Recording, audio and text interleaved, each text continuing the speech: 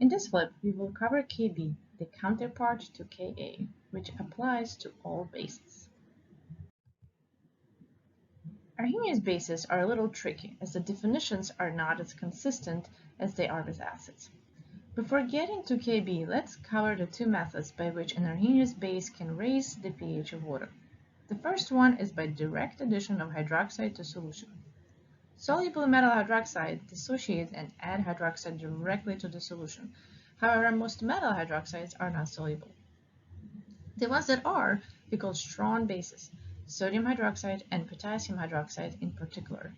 For these bases, the concentration of hydroxide ion is determined from the stoichiometry of the ionic compound going into solution. Usually, the concentration of hydroxide ion is the same as the concentration of ionic compound.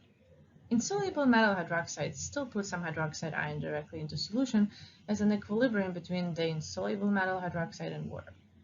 We call these weak bases, even though they do not have a Kb value.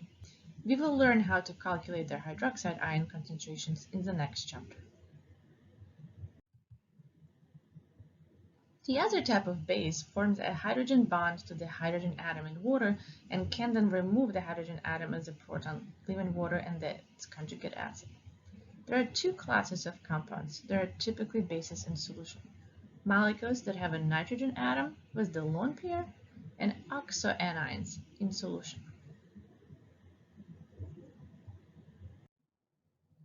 For these molecules, we define the reaction of the base with water going to Hb plus and hydroxide ion as the Kb reaction.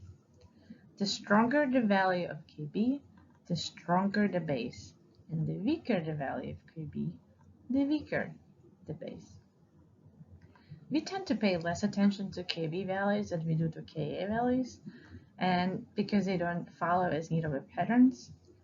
It is worth noting that a nitrogen atom that is part of the delocalized or aromatic ring has a considerably lower Kb value than a nitrogen atom that is a part of the alkane chain.